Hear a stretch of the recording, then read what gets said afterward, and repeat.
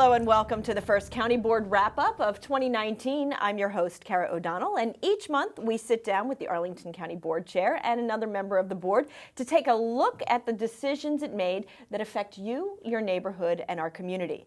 This month we're joined by Christian Dorsey, our newly elected chair for 2019, as well as newly elected Vice Chair Libby Garvey. Christian, Libby, thank you both for being here today.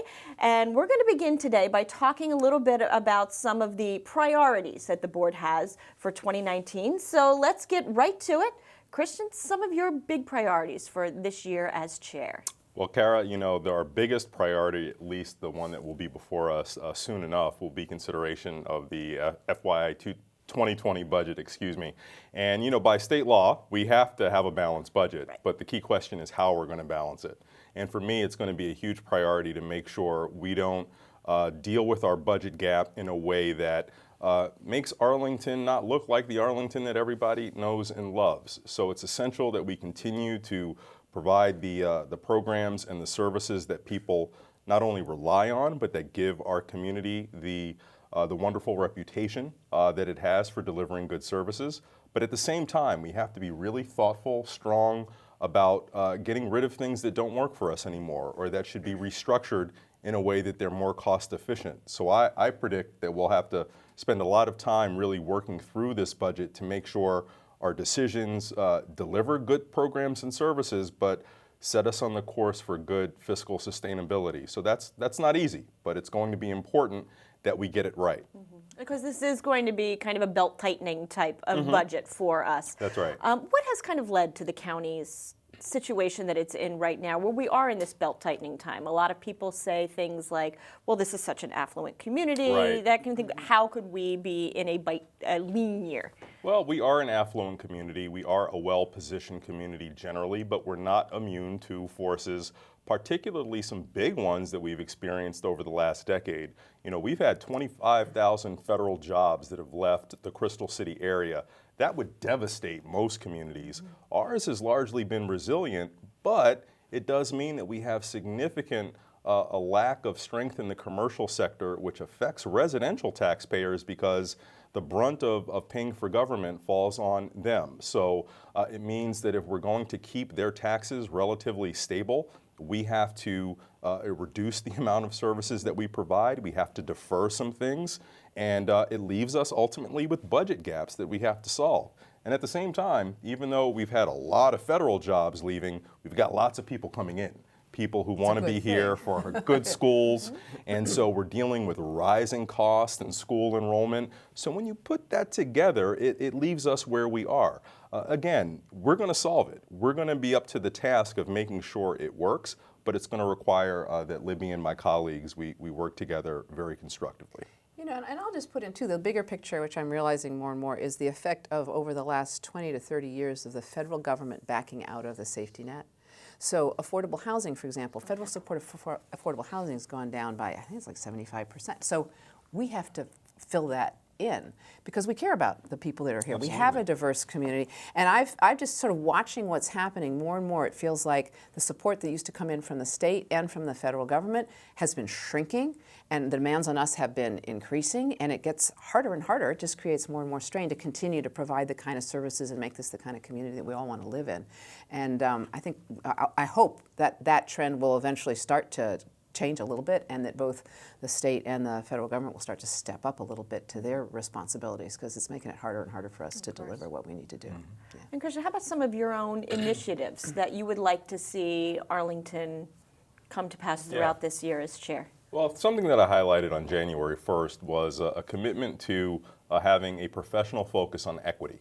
And by that, I mean making sure that we recognize that there are disparities that exist in our community, and those disparities matter, and that government has a role in not only addressing those inequities, but also ensuring that our actions don't create new or deepen existing inequities. And there's a lot of work that comes from that, but really it's informed by the whole idea that we have to make sure that our decisions, whether they be investments, spending in the regular budget, or any of the other policy actions that are before the board, have at the outset this idea of equity. And let me give you a concrete example. A few years ago, when the Department of Human Services relocated from Wilson Boulevard down to the Sequoia Plaza, there were a lot of people who live in communities that were clients of DHS that had an easy one-seat bus ride access to Wilson Boulevard. Very convenient, very affordable. When it moved, those folks lost that one-seat ride and had to either do multiple buses or multimodal bus and walk, and that's often difficult when you are disabled or you have children. Or the weather like we're having today. Or weather like, weather Right. indeed. Yes. That. So, they were left with cobbling together all sorts of solutions, paying for taxis, doing things that actually made their limited dollars, not be devoted to good purposes. So we eventually, after hearing all of that, instituted a bus ride, which has proved to be, by the way, quite efficient and successful and great in order to provide that one-seat service. But it would have been better if we had done that at the outset, by thinking about the decision to move and who would be affected and how we might actually make government work for them. So that's really sort of an anecdote of what I'd like to see us do better at preventing in the first place. Arlington's great. When we see an inequity, we can address it. But even better is when you can prevent them from happening Never in the having first them in the place. first Right, place. right. Exactly. And seeing the inequity is really crucial. And you and I have been together with our colleagues and our colleagues on the school board and doing some discussions and looking at history and how actually government promoted inequity in the past. And we just all lived with that, grew up with it. You don't even see it until people start showing it to you. And that's part of the important discussion we're having, I think. Indeed. Yeah. Okay. And I know another priority that you mentioned in your New Year's Day or day after New Year's, Day after New Year's. getting technical, is, you touched on this briefly, is restoring that commercial sector to its own, to good health. What are some of the avenues we're going to look at for that? Well, I think probably the biggest one might be this large company that's planning an investment in Arlington. So that has become something that, beyond what Amazon is, I really think about what Amazon represents, and that is a planned investment to backfill those jobs that we lost, which ensures that the investments that we made in the Pentagon City and Crystal City corridor can actually be fully utilized. We've got Metro, well under capacity there. We've got the density plan for that area, so we can absorb it. And by absorbing it, it means that we have the commercial sector paying a lot more of the share of the tax responsibility for our community, which shifts some of the pressure off of the residential sector. And it means that we can continue to grow and invest to deal with new children in schools and all of the other ways in which our community is thriving. And it also, quite frankly, means that the sector plan that we have for Crystal City can actually be realized. What residents work so long and hard at mapping out what the vision for that area should be, without the commercial sector thriving, it wasn't going to happen. No. Now it can. And actually, to emphasize the point that you actually made earlier was, those 25,000 federal jobs that left, most of those were in Crystal City. Yeah. So when Amazon moves in, they're just going to get us back to where we were about 10 years ago. And people don't always see that. Right. And so that's why we've got plenty of transportation, we got infrastructure, because we had it filled before. That's right. Yeah. That actually is a nice segue to, Libby, some of the things you've been looking forward to this year, where you've been discussing a lot of the change that's coming and managing that change for our community. Yeah, and I haven't got any sort of answers. I think it's just we need to be a little more intentional about thinking about the future and where it is we want to go. We get so wrapped up. So, for example, to talk about Amazon, and rightly so, concerned about the immediate effects. But let's think about where it's going to take us in 10, 20 years and make sure that we know where we want to go. Because if you don't know where you want to go, you're not likely to get there, right? And I think that's one thing that we do a lot of planning. We're actually known for the planning and how good our planning is. But what we haven't done so much is bringing all of that together in kind of one overall kind of vision. We've done that, I think, about 20 years ago now. We did a sort of looking forward to well, we're past that date now that we'd looked forward to. So it's time to kind of redo that. So, I just talked a bit about how, the strains of change are showing in our community, and it's much easier to handle change if you know what you're changing to. But if it's kind of a big, dark, amorphous, you're not sure what it is, it's hard to let go of what you know to go to something you don't see at all. So just kind of opening eyes to and planning responsibly through that process. Yes, and including the whole community, because then they feel like the community feels like it has some control over it. I think one of the things that I hear, when you listen to people talking about Amazon and concern, some of the subtext that I hear is concern and sort of fear about how big they are and how much they're going to change and control us. And I don't think that's going to be the case, but I think more we are intentional and explicit about what we're planning on and where we're going to go, the more comfortable people will be with the kind of changes we're going to see. The one thing we can't do is stay the same.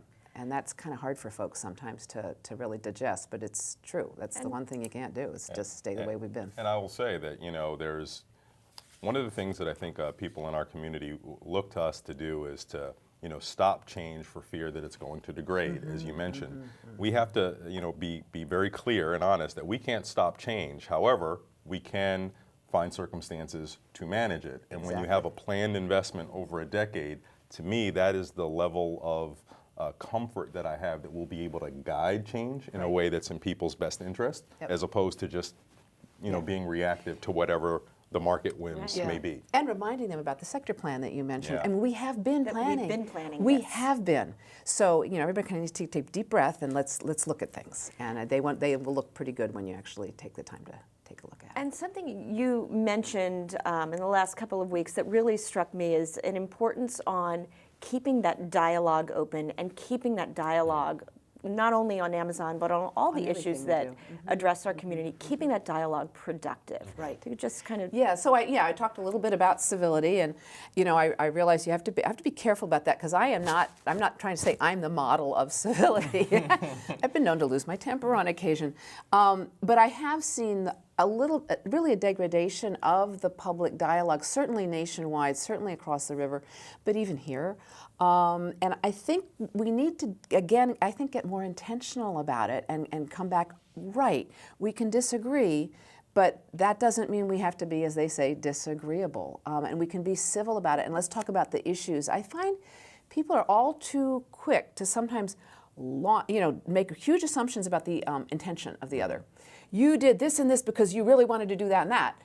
Where actually sometimes people make reasonable mistakes. Sometimes they're actually doing exactly what they should if you really looked at it.